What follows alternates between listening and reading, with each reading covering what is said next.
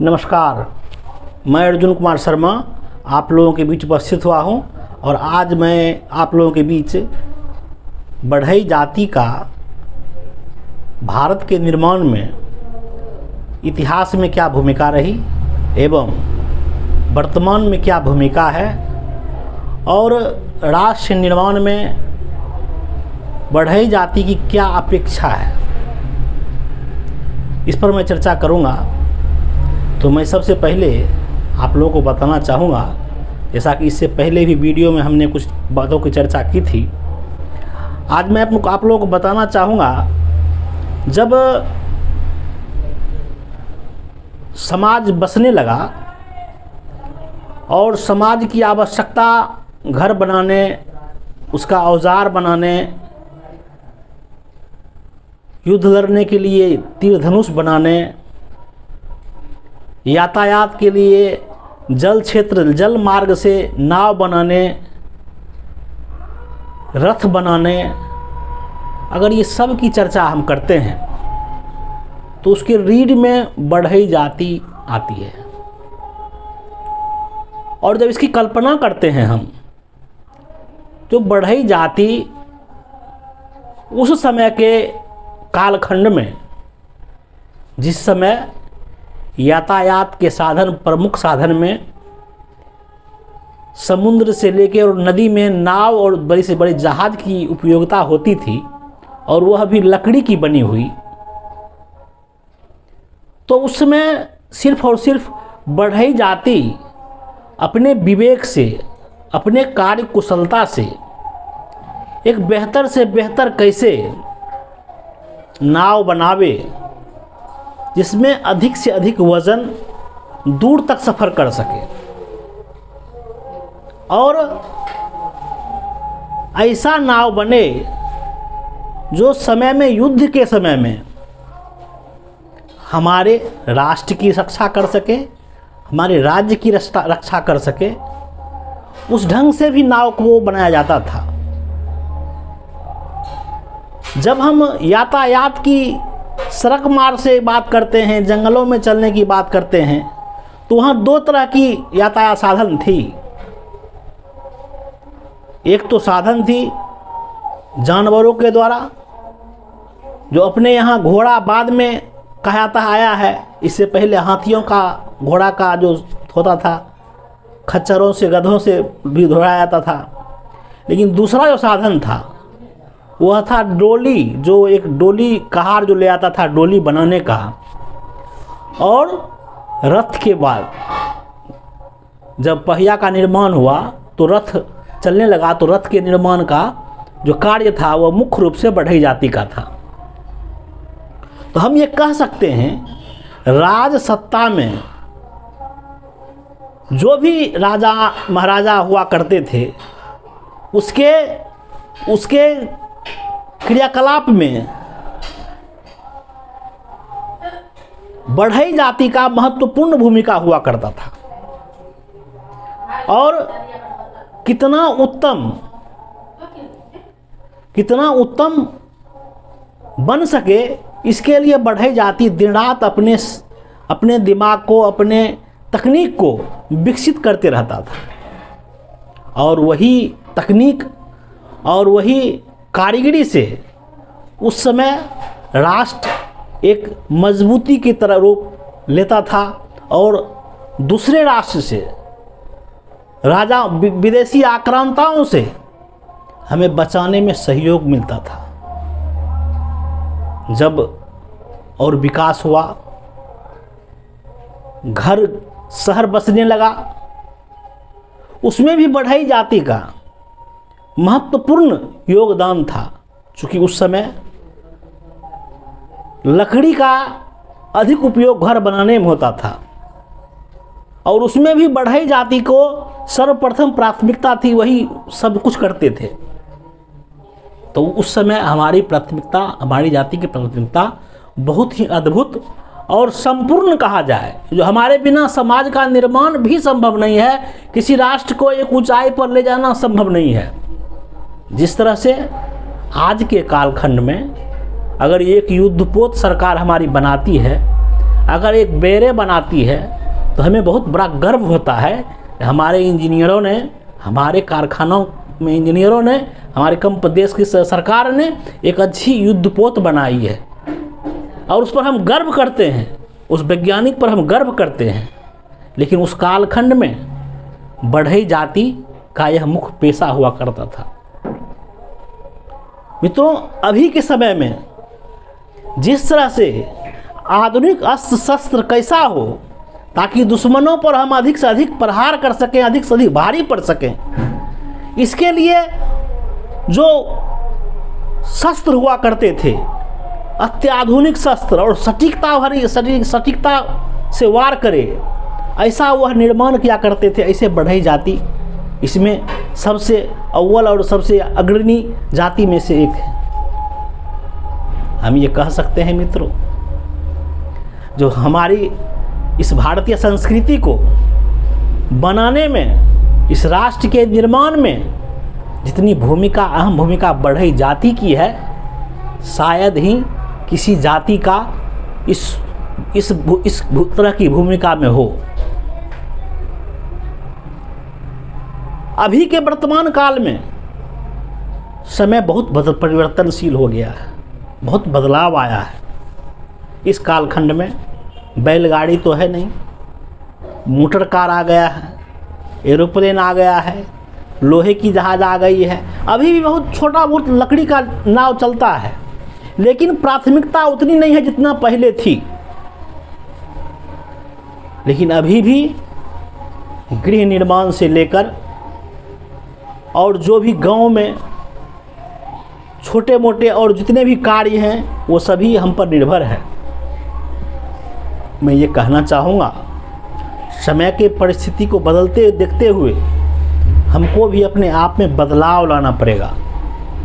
इस समाज में हमारी जो पहले एक ऊंचाई थी, जो हमारी एक प्रतिष्ठा थी, जिसके बगैर किसी भी साम्राज्य की स्थापना होना मुश्किल था, वही प्रतिष्ठा और वही सम्मान हमें पुनर्जीवित करना पड़ेगा। और उसके लिए क्या करना पड़ेगा?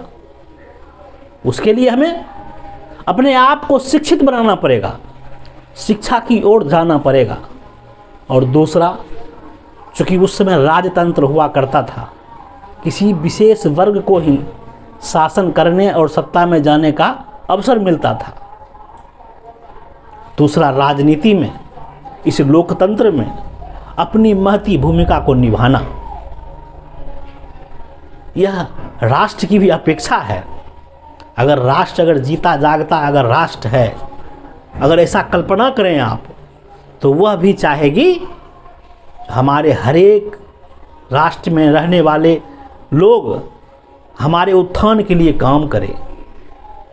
तो उसी संकल्प के साथ हमें उस ओर भी ध्यान देना होगा। आज हम टेक्नोलॉजी के सहारे जितना अच्छा से अच्छा काम कर सकते हैं, अपने में जो नयापन ला सकते हैं, वह लाने की प्रयास किया जाए। आज हम टेक्नोलॉजी में बिना अध्ययन के, बिना आधुनिक शिक्षा के हम बेहतर नहीं कर सकते हैं। आज अमेरिका में, जापान में, रूस में कई एक अनुसंधान हो रहे हैं और वो लोग बहुत कई तरह के मिसाइलें बना रही हैं, वो लोग बहुत तरह से आर्म्स बना रहे हैं।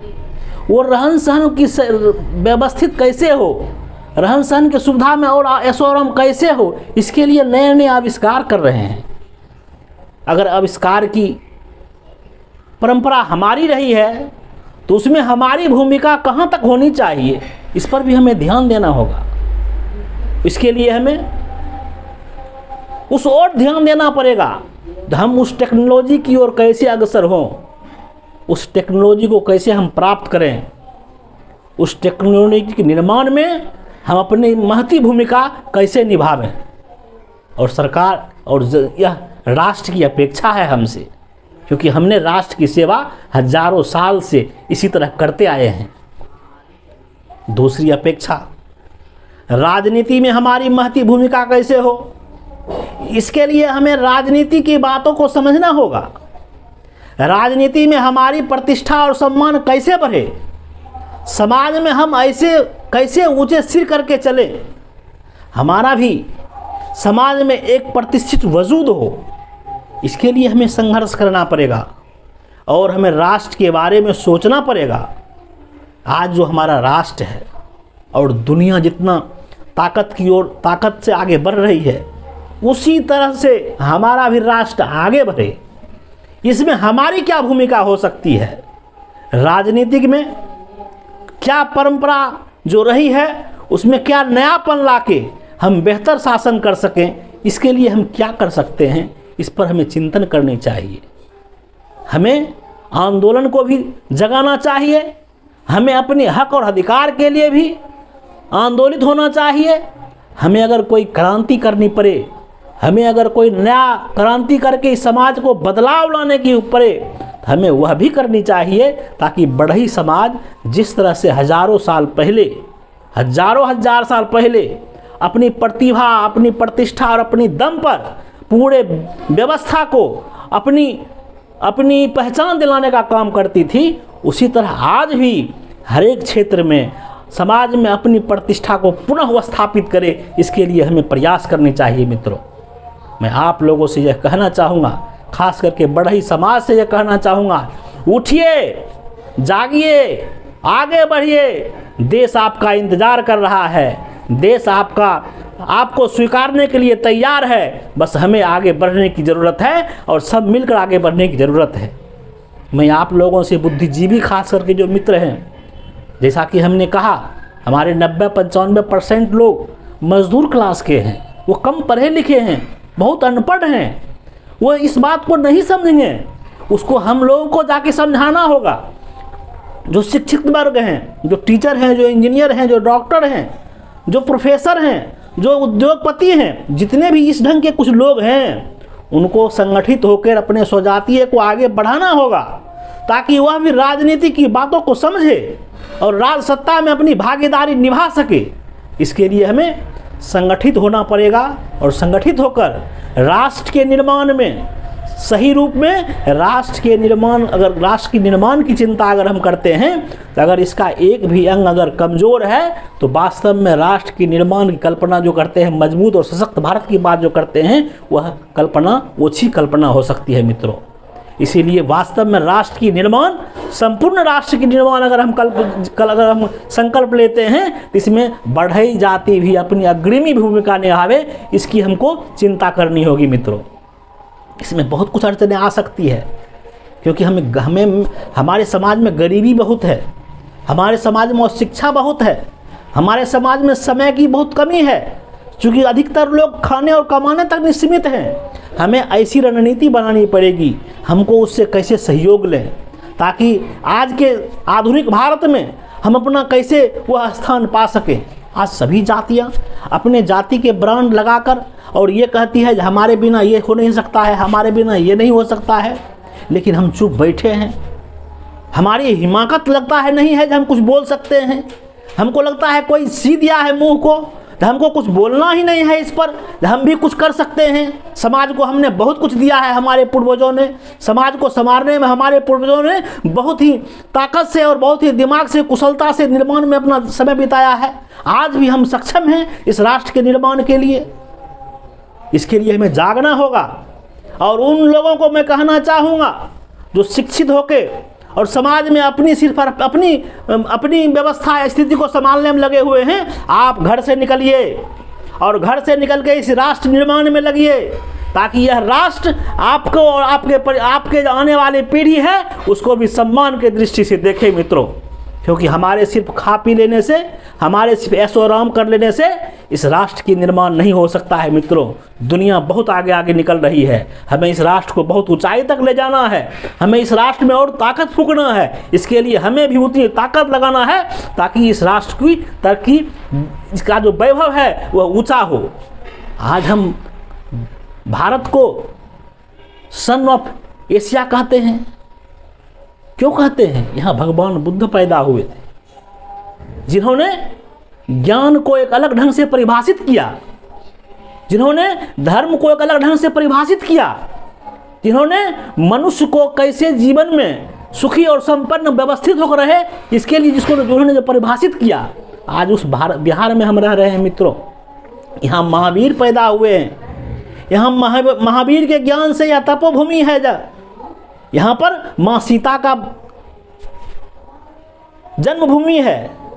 इसीलिए हम आप लोगों से ये कहना चाहूँगा, इस मगध की धरती को अगर फिर से पूरे विश्व पर अपना परचम लहराने का अवसर मिलेगा, उसमें बढ़ई जाति सबसे आगे हो, इसके लिए हमें प्रयास करना होगा मित्रों। मैं फिर आपको याद दिलाना चाहता हूँ, हम संख्या में कम नहीं हैं, हमारे पास सिर्फ संकल्प शक्ति की कमी है। जो संकल्प शक्ति आप और हम जब मिलेंगे तो संकल्प शक्ति बनेगी, और उस संकल्प शक्ति से हम अपने बिहार को, अपने भारत को सबसे ऊंचा स्थान पर ले जाएंगे। और पूरे विश्व में जो भारत की संकल्पना है, पूरे विश्व में विश्व गुरु बनने की, वह पुनः विश्व गुरु बन के हम दिखाने का काम करेंगे मित्रों। इसमें हमारी और बढ़ई जाति की खास करके बहुत ही बड़ी भूमिका होनी चाहिए।